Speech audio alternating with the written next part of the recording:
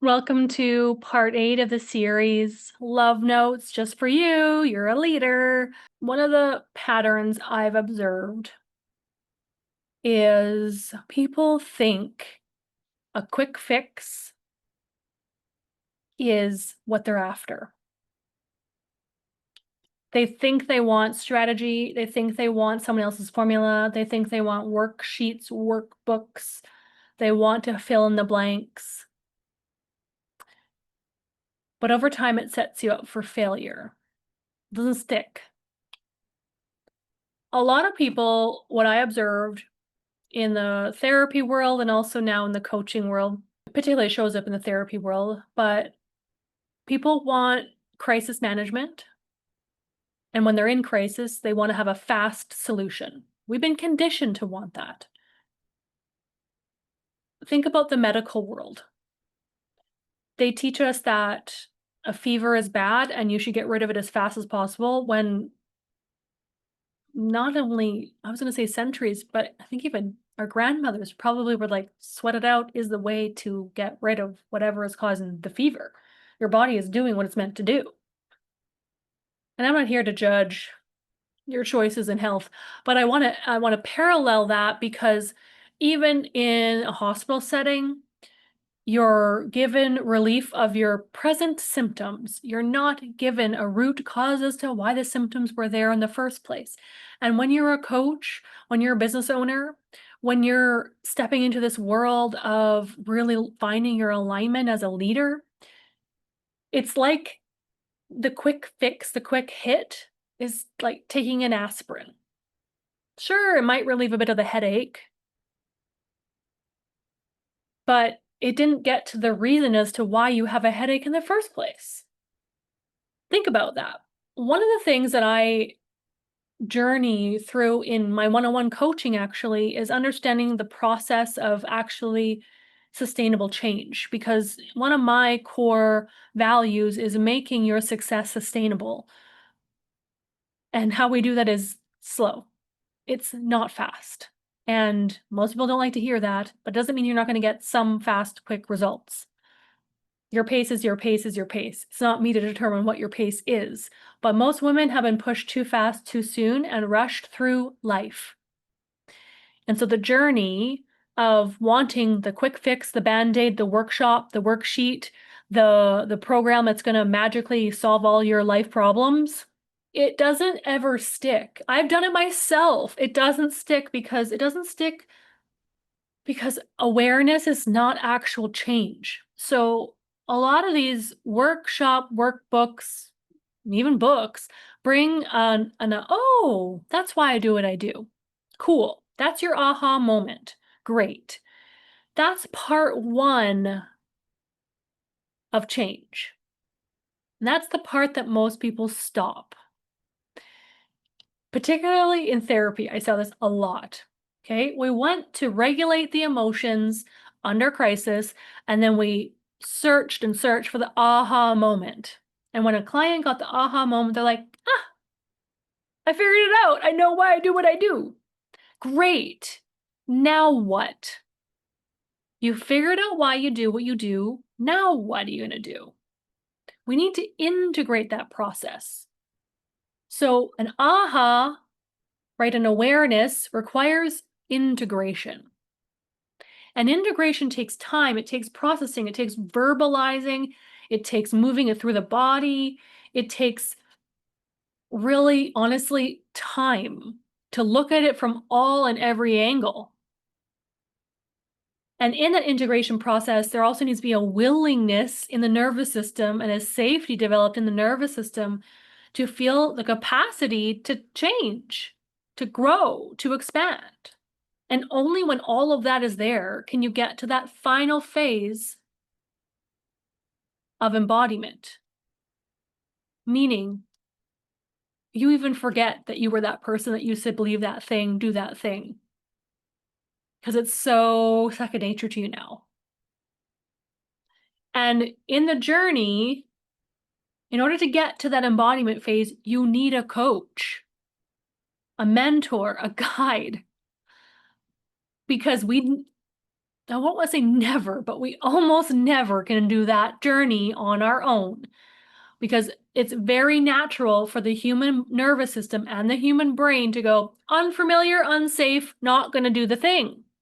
So we avoid, we distract, and there's life that happens. And that's why we can't do everything by ourselves. Even though you are beyond capable of doing it by yourself.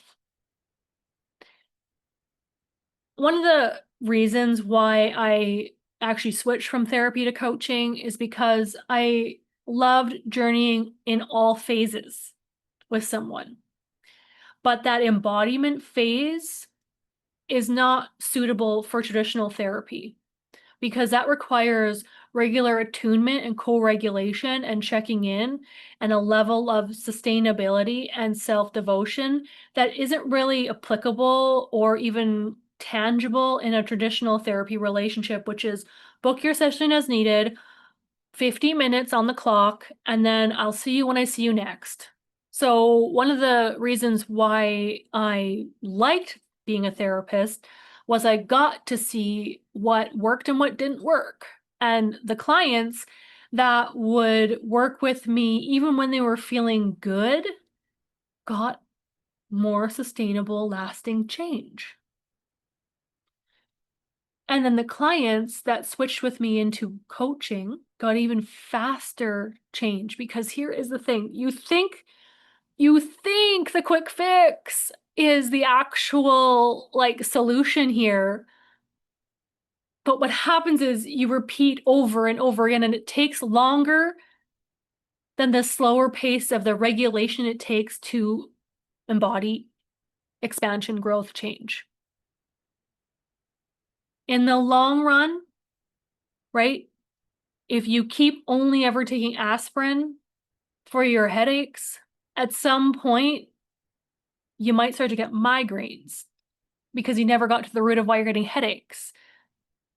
And then years later, you're like needing to go for neurofeedback and acupuncture and chiropractor, all because you never got to the root in the first place, the first time. And in my industry, particularly in the business world, good Lord, there is so much solution focused.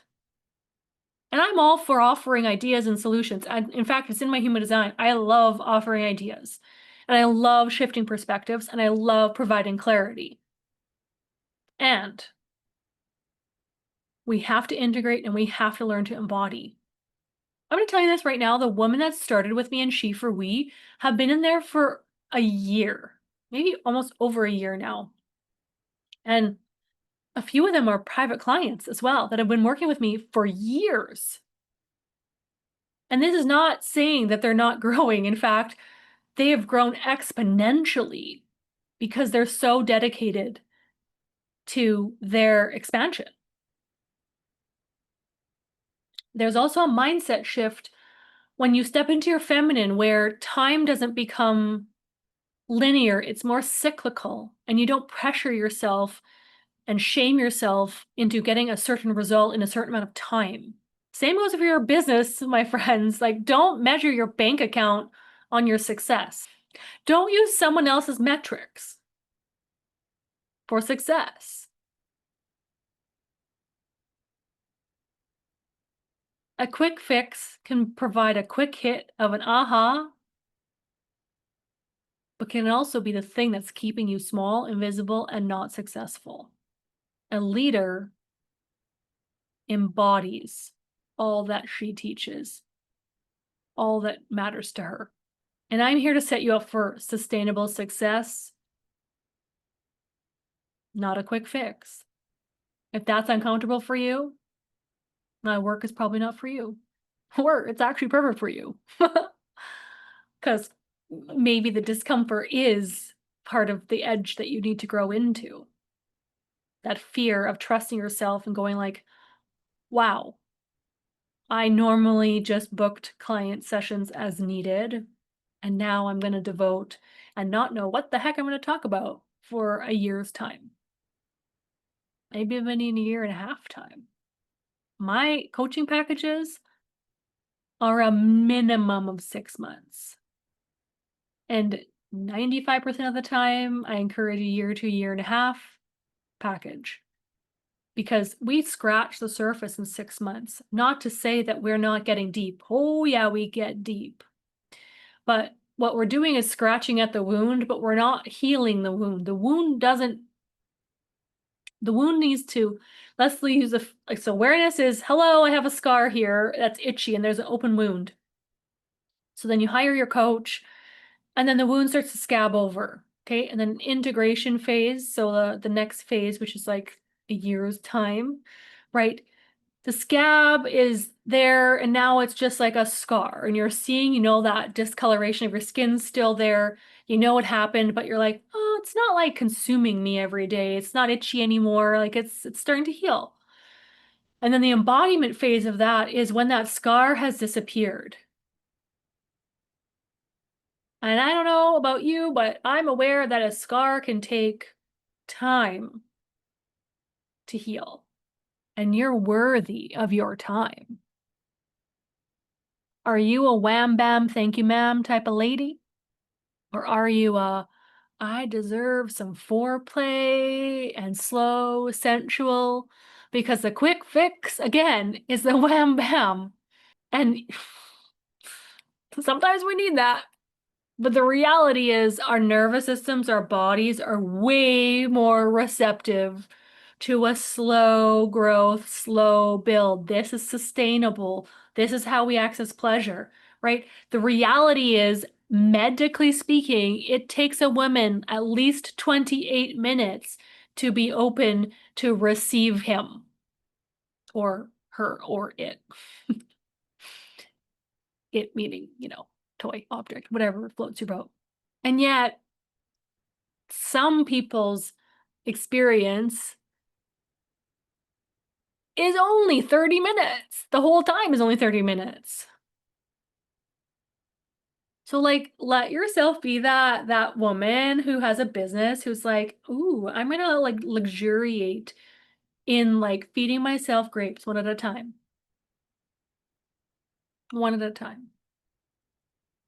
And enjoy and savor the taste. And I'm going to say something pretty radical, but sometimes the quick fix can do harm. If you were ever a woman who was unwillingly, unconsensually touched, approached, if you've ever been through something physical that you didn't ask for, that you didn't want, that you were saying no to,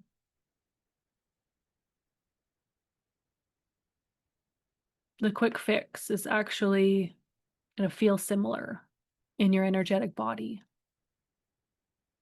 to trying to get it over with. But I don't think you want to do that to your business, to your personal growth, to your own change. I know you don't want to do that to yourself. The female nervous system does not move at the same pace of the masculine. We're meant to move slower. And you're meant to observe your body's response every single step of the way and honor what's happening in your body every single step of the way. And I would be a horrific women's alignment coach if I forced you to do something your body wasn't ready to do yet. This is the thing. In She for We, I see that and I recognize the trauma responses and I hold space for what comes up without ever pushing you beyond your capacity. I do not believe that women need to be pushed, rushed, and forced into a result until they're ready. And ready means saying yes. And ready also means your body's saying yes. Are you open to receiving that level of support from someone who sees you from someone who wants to see you thrive. And maybe amongst also sisters who want to see you thrive too.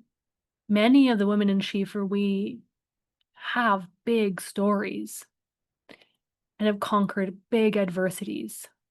I'm so proud to have witnessed their journey into becoming the women that they are today. And that's possible for you because I know that so much of our life experiences create our soul mission. And that's so much more than a worksheet or a Google Doc or some Canva printout. You can't really put that on a page that easily. I want to hear your story. I know the women in Schiefer, we do too. So if you're realizing like, whoa, yeah, Rachele, quick, fast, the Band-Aid, I've been doing it and it's not getting me anywhere. It's bringing me a bit of awareness, but I'm not actually doing anything with that awareness. Then check the show notes for the links about all the different ways that you can actually embody the change that you know in your soul you're capable of. And I just feel called to say I'm so proud of you for listening to this so far. Thank you. I appreciate you.